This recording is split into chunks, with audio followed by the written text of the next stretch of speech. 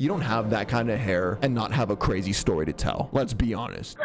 Stop me at my house.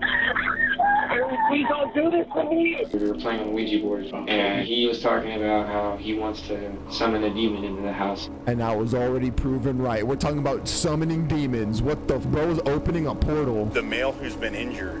He's my ex-husband. We were all like messing around in the bedroom, and Okay. he just snapped. So you guys were all messing around in the bedroom. What precipitated the stabbing? I think that he couldn't get there, or he couldn't get hard, and I think that. Huh?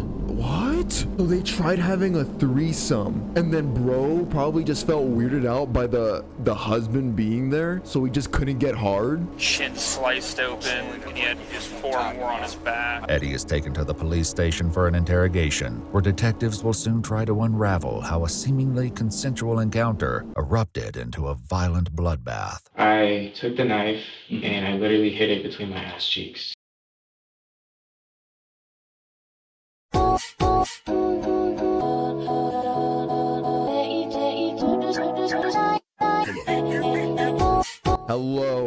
Hello everybody. In today's video, we're back with some more true crime. In the video we are going to be watching is titled, Woman Realizes Online Boyfriend Murdered Her Husband. What attracted me to this video, not gonna lie, her hair is something, alright. I can just tell this is gonna be a very interesting story. And of course the channel is Explore With Us. As you can see, we are streaming on Twitch right now. There's chat above my head. Everybody say hi to YouTube. No, but yeah, we watch videos like this all the time. True crime, short films, Vocaloid. Follow me on Twitch to join us for moments like this, to join the party. And also make sure you follow me on Instagram and Twitter to stay updated on what I'm doing.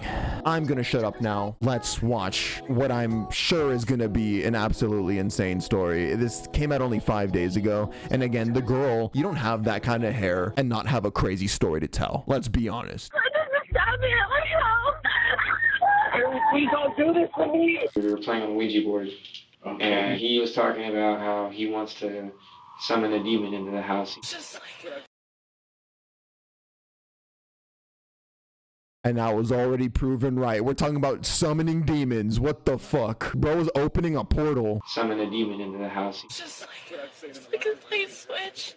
It was the scariest thing I ever saw. When dispatchers in Spokane, Washington answer a 911 call, an urgent cry for help is followed by chaos and screaming on the other end of the line. Police respond to a scene where a man lies naked and stabbed, a woman stands soaked in his blood, and a third person has vanished, leaving behind a trail of questions and the fractured remains of a night gone horribly wrong. Somebody in chat just said, I can fix her. Buddy, I speak from experience, bro. You cannot fix them. You can't. Just run. And the fractured remains of a night gone horribly wrong. The following is based on official police records, and the footage has never been seen before until now. It's just before 6 a.m. on August 13th, 2020, when the call comes in. 911, what are you reporting? Hello. Stop me at my house. What, ma'am? I barely hear you. What's going on there? Please don't do this to me. Ma'am, what is the location? Oh my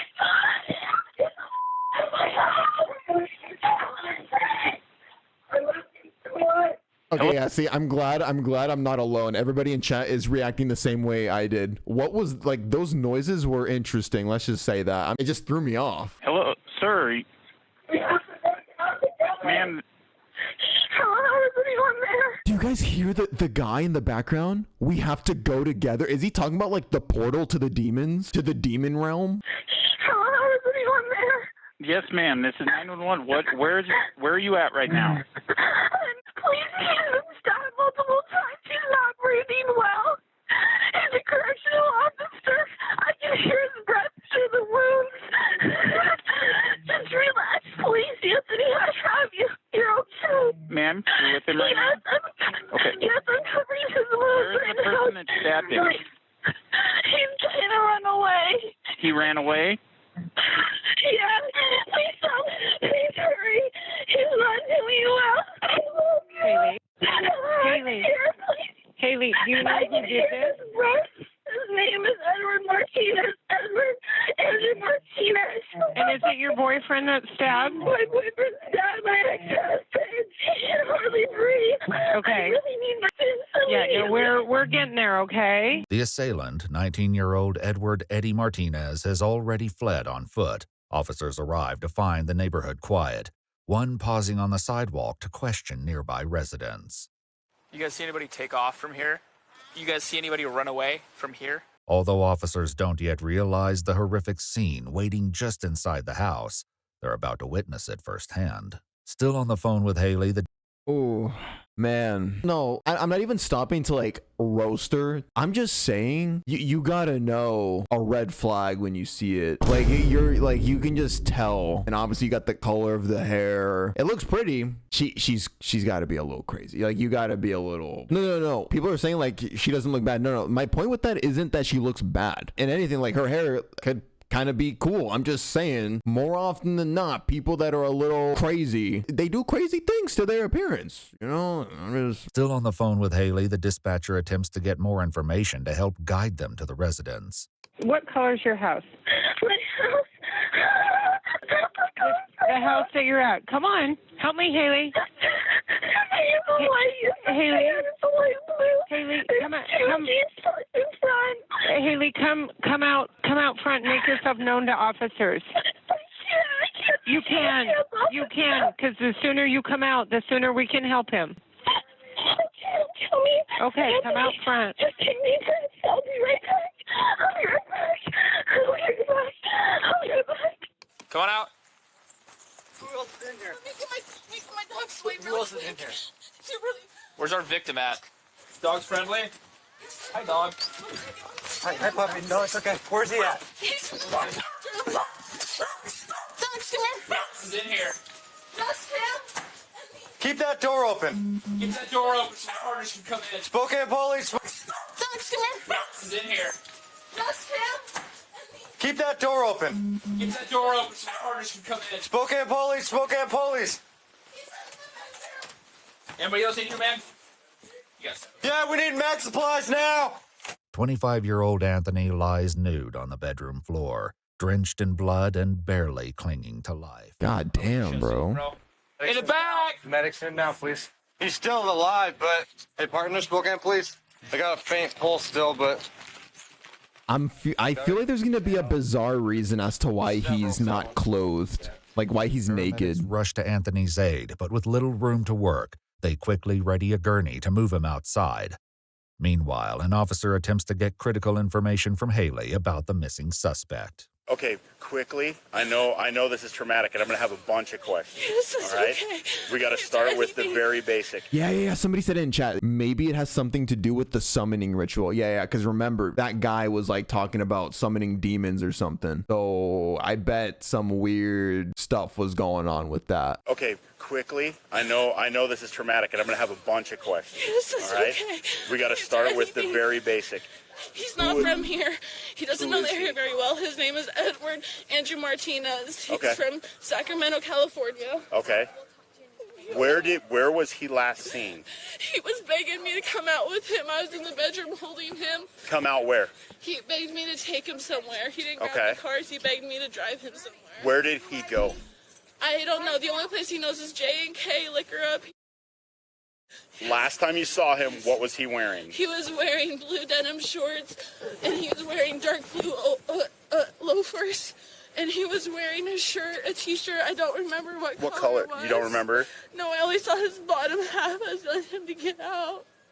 Paramedics attempt to control Anthony's bleeding, but with countless stab wounds ravaging his body, their efforts are quickly overwhelmed. Where's he stabbed at? Everywhere. Upper torso, a couple on the back. Let's go. Do we have one more sticker? Got an uncovered stab wound upper right. Yeah. You want to start compression?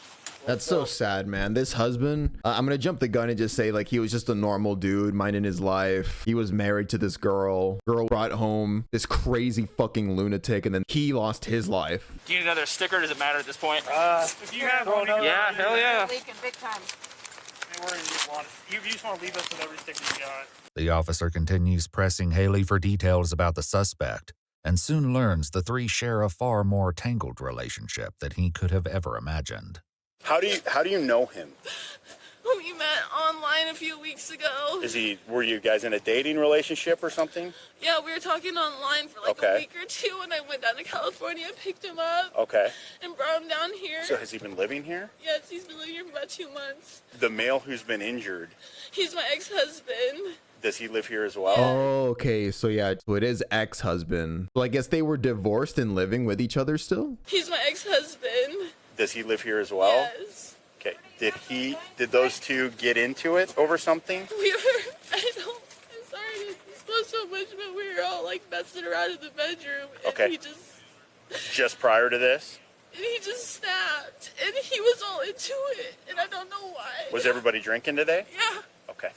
So you guys were all messing around in the bedroom. What precipitated the stabbing? I think that he couldn't get there, or he couldn't get hard, and I think that was bro cucking? And he couldn't get hard, so you like wanted what? There, or he couldn't get hard, and I think that he was just intimidated or something. By your ex? So that's why he's nude? So the new boyfriend was intimidated by the ex-husband. So they tried having a threesome, and then bro probably just felt weirded out by the husband being there, so he just couldn't get hard. How did the stabbing occur? We were just messing out on the bed, and he said it was okay. And the next thing I know, said what was okay? Edward said it was okay that we were messing around. Okay. And then he started stabbing Anthony. No, yeah. So then he goes, it's okay if y'all just get it on. And then he's just like watching or something. Oh, okay, no. He probably said that. And then once they started doing shit, he got jealous. So it's like he couldn't get hard. They continued to mess around. And then he probably just felt super bad after, like, oh God, like they're really about to do it without me. That's my girl. And that's when they stabbed or something. Yeah. And then he started stabbing Anthony in the back, and Anthony said, "Ow, stop, what are you doing?" And I just jumped off the bed, and he just kept going on, and Anthony around the bedroom trying to get away. Okay. He just kept stabbing him. Okay, so he was trying to flee while they were in there? Are you injured? No, I'm not. I told him I was, so he'd leave. The officer escorts Haley to his cruiser where she can stay warm, given that all she's wearing is a blood-soaked robe. The front seat affords her a clear view of paramedics fighting to save Anthony. It's okay. So he's got a pulse. He's all right. Okay. This sounds like a fake story. Haley, I need you to listen to me. All right. We need to think real hard where he would have gone. He really doesn't know anything down here. We go to the dispensary, or we go to the... Does he have any friends here? No. Okay. He's literally got no one here. Oh, God. Haley, look at me, okay? Haley, don't look over there.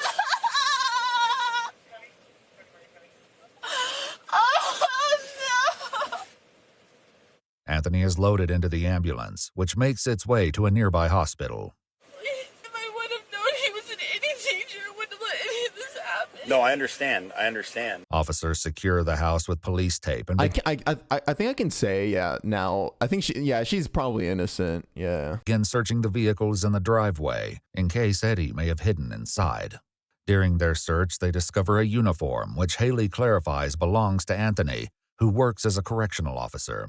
I think she just attracted him crazy. About the severity of Anthony's injuries. Chin sliced open, and he had 4 more on his back. I'd say he's upwards of 20. Well, they were in the middle of having intercourse, and so they were all kind of intermingled with that, but suspect started stabbing the victim in the back, and then they started running around, suspect chasing, and then it was... So threesome seems confirmed. As they continue, one officer shares the reason for their delayed entry into the house. When Macbeth and I pulled up, we're looking around, like there's no screaming, there's no sound of anything going on. That sounded kind of weird when you guys were like... And I was like, are we sure it's... And then she finally came out, and I was like, yeah, we're at the right house. Was he conscious? The victim? I wouldn't say conscious, but he was taking some gasping breaths, and he would move every once in a while. That's called agonal breathing. There was some of that, like, thick gelatinous. Well, but, yeah, he had bubbles come out of his armpit. Yeah, that's bacterial bleeding. I've never seen so many chest seals on one person. Haley provides officers with a photo of Eddie to help them as they organize a search. Still, her greatest concern is for Anthony, fearing that any hope of saving him is already gone. Well, I'm not trying to give you false hope, but I'll tell you too, if he was expired, that ambulance would have never left this location. So he was alive when he left here. I feel so guilty. I don't even have a stab wound. Like, I didn't even protect them, you know? Well, sounds like it happened really fast. Did I? Okay. A canine tracker and drone operator work together to scour the neighborhood, hoping that Eddie may still be somewhere nearby, but there's no trace of him until 7:13 a.m. when Sacramento dispatchers contact Spokane police. Crime check, what are you reporting? Hi, my name's Katie. I'm a dispatcher with Sacramento Police Dispatch. I've got a caller on the other line whose son called them from Spokane, Washington, saying he was running for his life. Is this the correct phone number? He's in Spokane, yeah. Yeah, okay, let me bring her on. Okay, ma'am, you're connected with Spokane Police. Go ahead. How long ago did your son call you? At 7:08. So about 5-7 minutes ago. And he said he was running for his life. Did he say where he was at? That's what he told us, and he said he's at the 1500 block of Wesley Avenue there in Spokane, Washington. There's a park near there, and he was walking in there, running in an alley, and saw some stranger and asked if he could use the phone. Okay. Their phone. Any reason why he didn't call 911 himself? Yeah. What's his first name? His first name is Edward. Edward? Let me see if we've got any calls from an Edward. One sec. No, it doesn't look like it. Seems odd that he wouldn't call 911 and just call family in another state. Did he say exactly what was going on? He just said that he was running for his life. Following the tip on his location, Eddie was quickly found and arrested without incident, which was relayed over the radio to the Canine Search Unit. Yes. Yes. Why do you say it like that? Yes. Attaboy. Surprised that went peacefully. Well, thanks, Mom, for calling. Right? Heck yeah. Eddie is taken to the police station for an interrogation, where detectives will soon try to unravel how a seemingly consensual encounter erupted into a violent bloodbath. Okay, so this is where we're going to hear the crazy-ass story. It's for the interview to begin. His unsettled voice fills the empty room. I just want to see the alien. Over this alien, everything will be fine. And she's still working on not me. Doesn't mean I should have taken his life. He's tired of being a landlord. He's tired of it. Oh, this guy's nuts. This guy's absolutely nuts. Edward, what do you prefer to go by? Eddie. Eddie. My name's Brian Sesnick. I'm a detective at the police department. Detective Doug Strosol. They tell you this room is recorded, audio and video recorded. Obviously, it's a police station. My hope is that I can just talk to you and tell me whatever you want. Well, officer, you see, I couldn't get hard, so... The detective reads and explains his Miranda rights before continuing. With these rights in mind, do you wish to answer my questions? Is it all right if I have a lawyer present? You would like a lawyer? Though it seems the interview is over before it begins, what the detective shares next changes everything. So what's going to happen? We're going to have someone come in here. They're going to... we're seeking a search warrant to get photographs, buccal swabs, which is your DNA. They'll be in here. When that's done, you're going to be booked into jail. You're going to be charged with first-degree murder. He's dead. He is dead. You killed him. Ooh. Okay, so now he's confirmed dead at this point, yeah. If you change your mind and decide you want to talk to me about this? Yeah. I don't need a lawyer. Forget that. You know what Oh, damn. Now that he's gotten the news that it's confirmed that he died, he's just like, oh, yeah, well, I'm fucked anyway, so what's the point of having a lawyer? Eddie has read his rights once more before questioning begins. So before we go into everything, I just want to ask, why did you say you wanted an attorney and then decide to talk? Is it because you didn't think he was dead? I mean, what? No, it's just... I don't know, I'm thinking too much about it. Thinking too much about it. I've been thinking about too much lately, and I get it. It's like he's seeking pity. What's going on with your life? I've just been off a lot, and I'm like just not doing the right thing, and it took me over mentally, and thought I was going crazy. But I literally thought that there's like someone else in my head. Like I'm not the only one in my head. Shut your ass up. He's gonna try and play like the mentally unwell card. Man, fuck off, bro. The voices, like, bro. Might need testing, because Do you have a counselor? No. What are the tattoos? So you got a tree with S's. That's a tree of life. What about the K on your finger? My girlfriend's got a matching Q. Oh, okay. Does it mean anything, or is it just because we're together? Just because you're together. I mean, probably not no more, but yeah. Eddie explains he first met Haley on the dating app Badoo. I guess I was the first one to like her on the profile, and she matched with me. And from there, we just clicked. Like, it just felt so natural talking to her. And, you know, I was at a point in time where I just couldn't trust anybody around me. Even people that I loved sometimes I just thought were shifty. And I don't know. I just been seeing things in early up way. He tells the detective that Haley lived with him temporarily in Sacramento before deciding to return home to Spokane. I wasn't going to stop her. Wait, what's Badoo? I've never heard of Badoo. It's just a dating app? Like a regular? It sounds weird. Badoo. He tells the detective that Haley lived with him temporarily in Sacramento before deciding to return home to Spokane. I wasn't going to stop her. I just went with her. And a lot changed after that. Like, I like literally just cut everybody off for my new life. Sure. What all did you know about her at that point? Well, I knew her situation, which she was still living with her husband, who she claims to be divorced with. Although Haley described Anthony as her ex-husband, their divorce wasn't yet finalized at the time of the incident. And Oh, okay, so legally they were still husband and wife, but I guess mentally they were living their lives as single people, I guess. Yeah, they were just waiting to finalize the paperwork, yeah. At first was okay with the idea of it because I didn't think she told me, you know, he's not going to be on no weird he's not gonna do the things that he did do and did drive me off the edge. So how was the living situation in the house? It was fine, you know, for a while it just functioned, everything just worked, and there were moments where I would find text messages between them of things I didn't want to see, and that, you know, I kept telling her about it, I keep telling her, and she keeps ignoring it, you know. After news of Anthony's murder broke to his family, some were quick to point blame at Haley. I'm curious as have they arrested his wife, Anthony's wife? If not, you all need to put her in cuffs. Maybe she's not completely innocent. And so, for what reason? Apparently, what they said on KH2 on their website said that the two men live together. Huh? Anthony's married. Okay.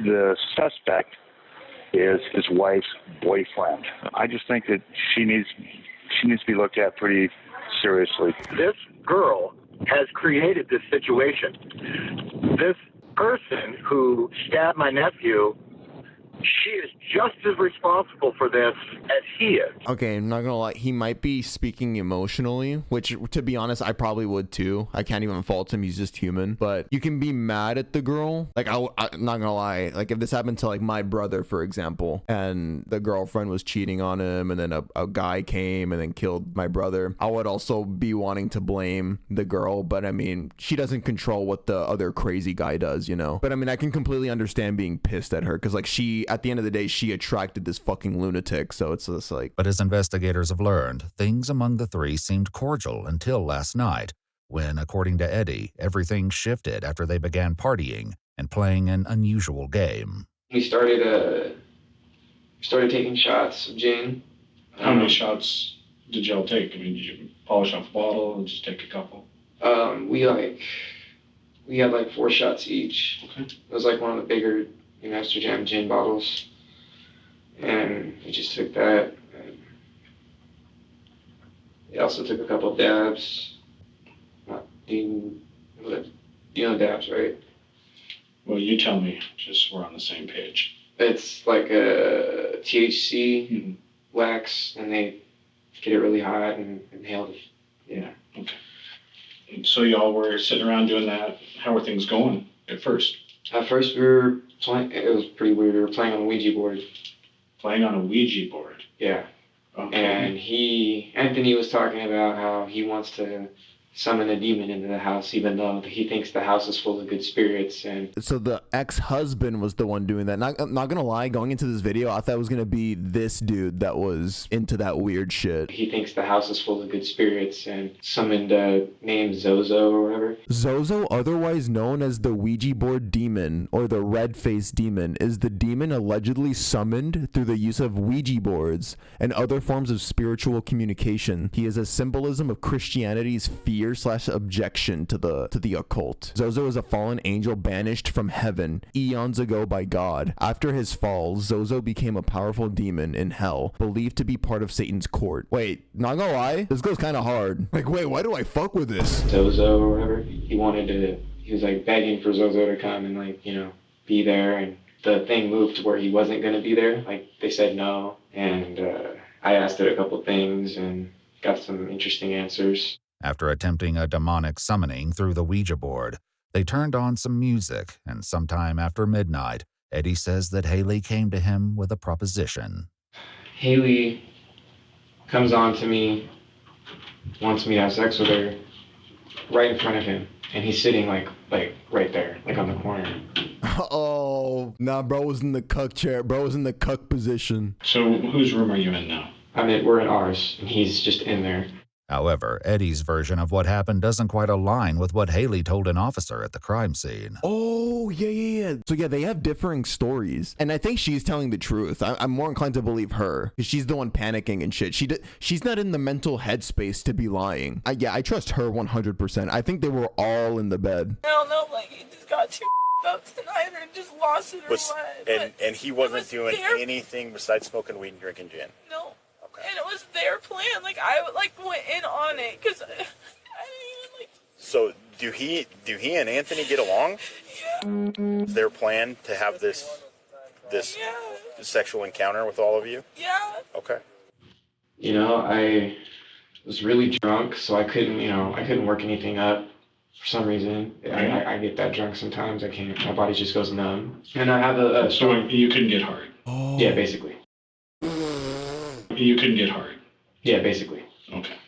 So what happens next? She starts trying to get me somewhere. It's not working.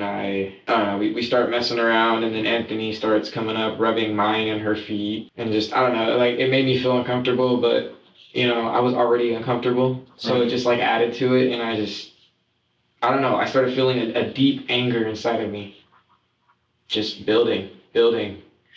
And like after a while, oh my god! So basically, I think I'm right. I think it was a threesome. It was probably a new-ish experience to him, and he just couldn't get with it. But he really liked this girl, right? So when the guy, the ex-husband, jumped in to try and join in and made him feel even more uncomfortable, in turn making him go soft again, I guess he just got really insecure about that. Like, bro, you're making me look bad in front of my girl. I'm gonna kill you now. Is that where this is going? Literally took a step in the bathroom. Light wasn't on, and all I can think in my head as soon as I walk in that bathroom is like literally I went to find a knife and then lost it.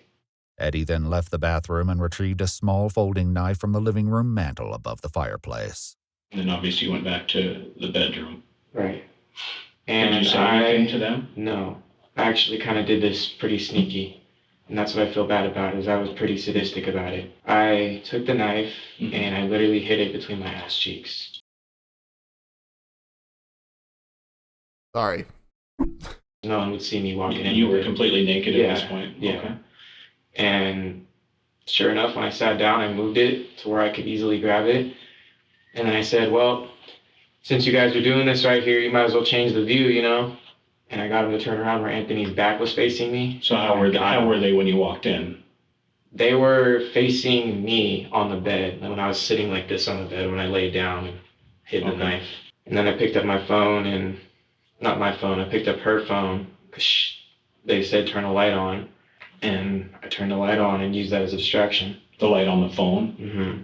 And I just did what I never thought I would do, ever. It was when I came back in the room taking a piss. Mm-hmm.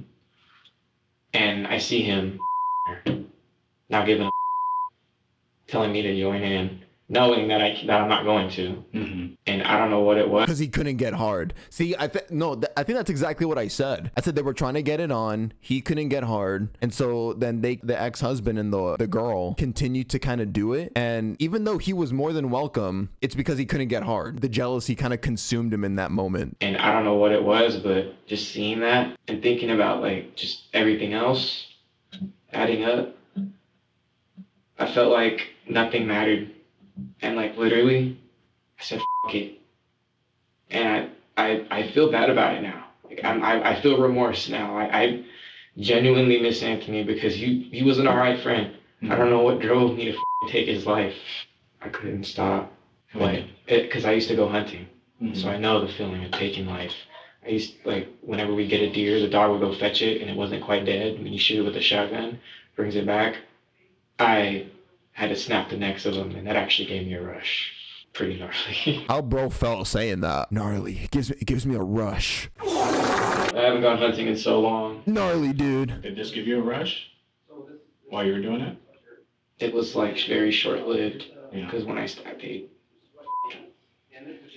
I literally, I had no idea. I just lost control and I gained it all back. That's when it was too late. At the scene, Haley described what happened just as Eddie began his vicious assault on Anthony. And he was telling Aaron, then he was telling Eddie to stop, that he was hurt, that he's really hurt. And how many times do you think he stabbed him? Oh, God, so much. Probably, before, I thought he was, punching him at first. It was probably 15, 16 times between the back and the chest. I could literally hear each of the holes, gasping for breath in his lungs. How big is the knife? Probably about 4 inches. It was a utility silver knife. It was kind of boxy. Was it like a 4-inch long blade? Yeah. The folding utility knife was recovered at the crime scene, its blade and handle stained with Anthony's blood. Did you say anything to him? No. Well, I think I said some words out of fury, but it wasn't any rational words. It was probably just anger. What did he say? First thing he said was, "Please stop. We can talk about this." What about Haley? What was she doing? She just kept saying, "You're scaring me. You're scaring me." Just like a light switch. Okay. It was the scariest thing I ever saw. Okay. And he hit me on the bed. He said, "You're gonna go. We're gonna go." I'm like, "No." Why If say that again. He pinned me on the bed and said, "We're gonna go," and I said, "No." The 911 call captured Eddie's desperate plea alongside Haley's frantic response.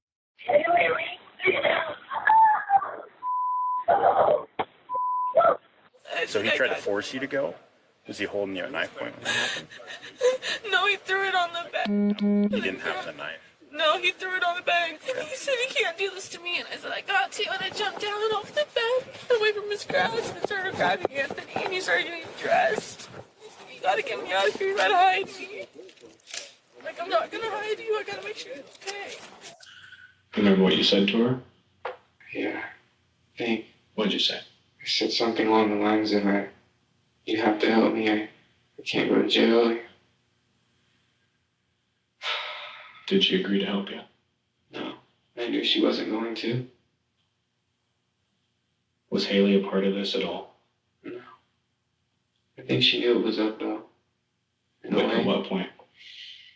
Well, she told me I sometimes have these swings, mood swings, not really mood swings, but just episodes where I'll I just shift. It's like psychologically just shift, and I'm just I don't give. That's the me that doesn't give a, kind of thing. And she can tell when I'm being sadistic, just in the way I talk and the things that I say as opposed to how I normally talk. And she knew because I was hinting at it, but I wasn't being direct with it. I was kind of smiling and laughing at her in a really f***ed up way, and at that point I had just lost all. She said you started doing that before you left the room to go to the bathroom. Oh, that's because I think I was thinking about it at that time. You were thinking that you were going to go get a knife? Mm-hmm. That was before you went pee, though. Yeah.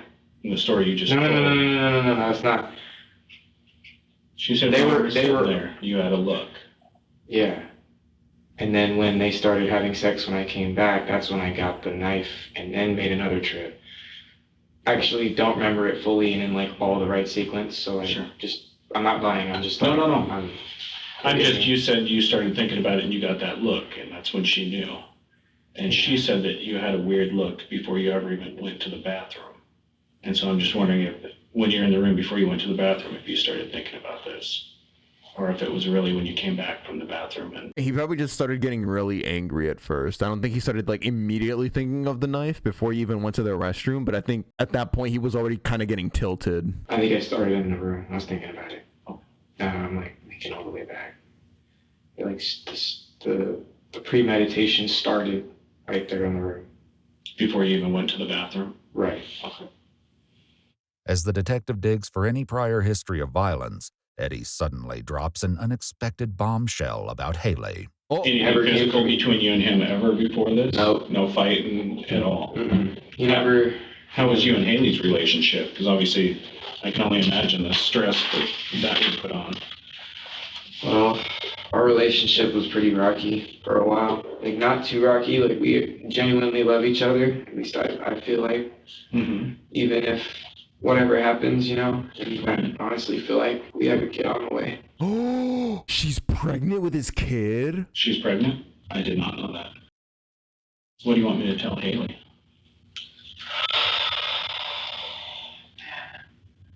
It's just a lot.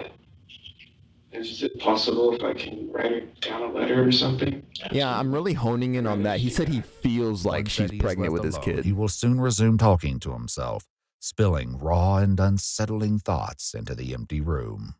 Before stepping away to let him write, the detective answers one final urgent question about Eddie's legal fate. Am I doing life?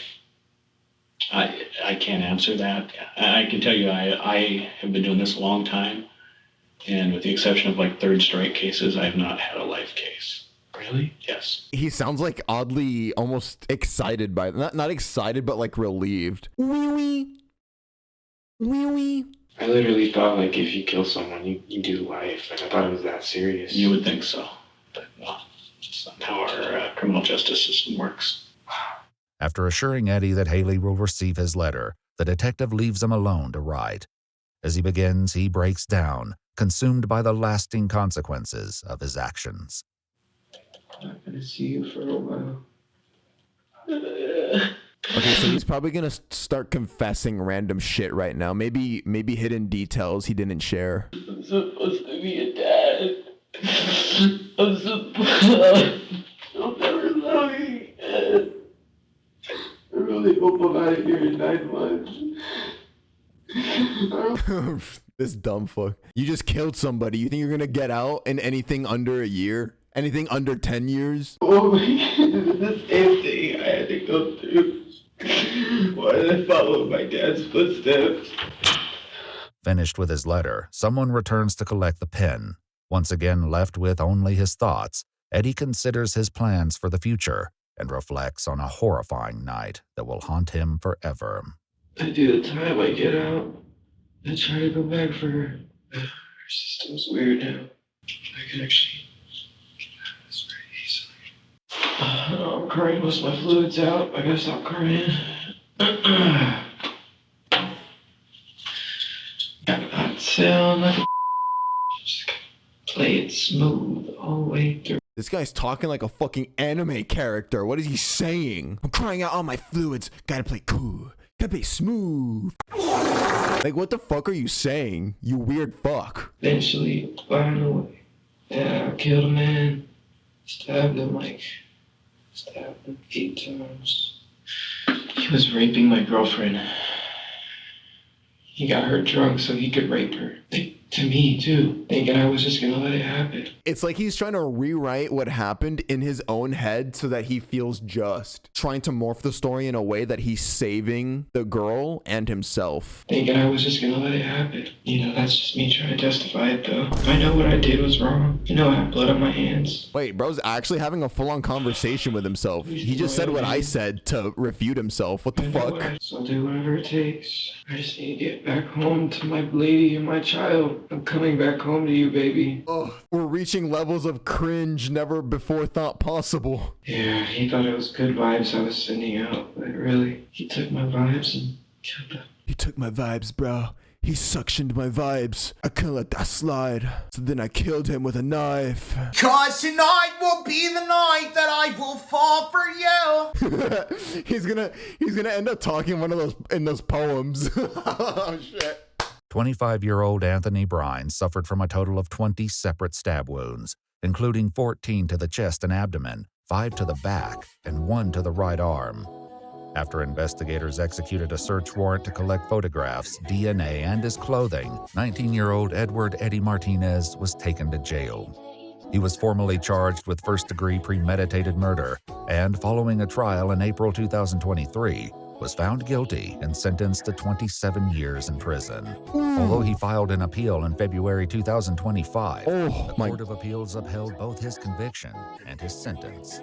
If you'd like to see select new videos... 27 years, right? It said 27 years, right? Yeah, 27 years. Quick math. Yeah, bro, it's gonna be 46. God, that's rough. No, but yeah. That was another really fucked up case, from demon summoning to threesomes to people not being able to get hard. Crazy stuff, bro. Alrighty. Peace, YouTube.